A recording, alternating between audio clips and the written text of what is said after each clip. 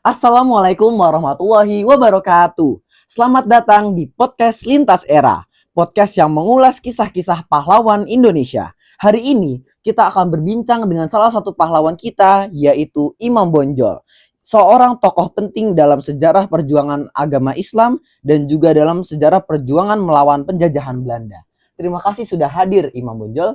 Ya, terima kasih juga saya telah diundang di podcast ini. Saya harap di podcast ini saya bisa berbagi tentang kisah perjuangan saya.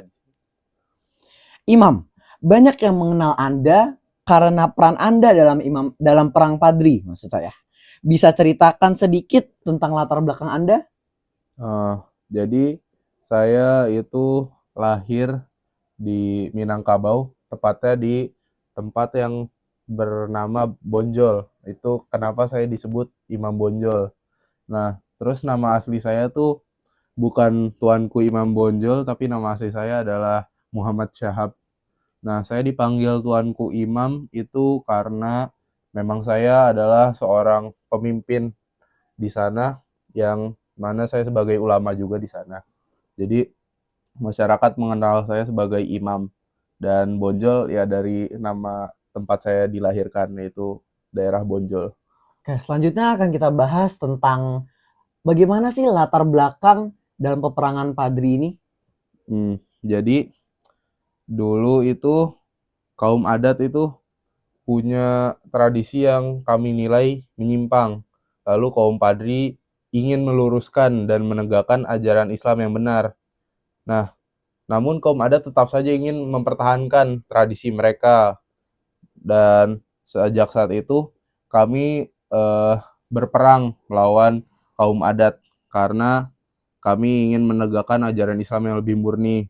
Sedangkan kaum adat bersikeras ingin mempertahankan adat mereka gitu.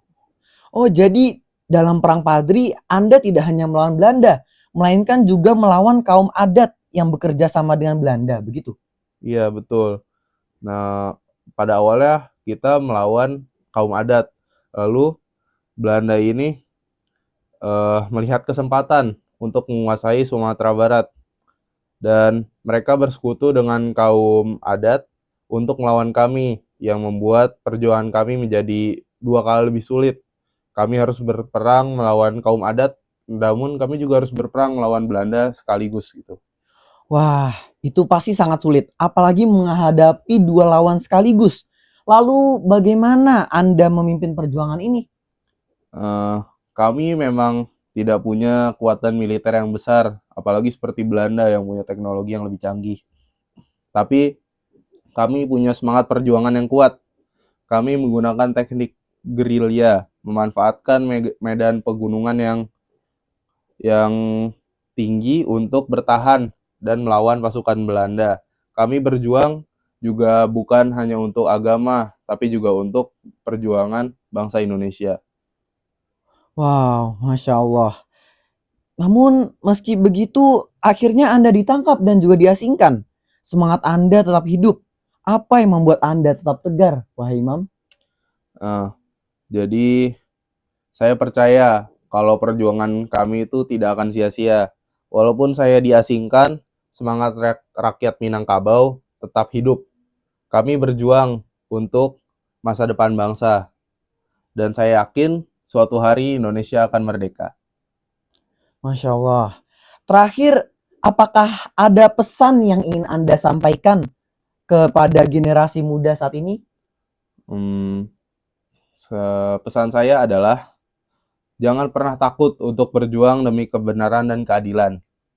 Jika kita bersatu, kita bisa mengatasi segala rintangan.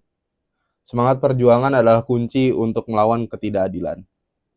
Terima kasih banyak Imam Bonjol atas waktu dan cerita yang sangat menginspirasi ini.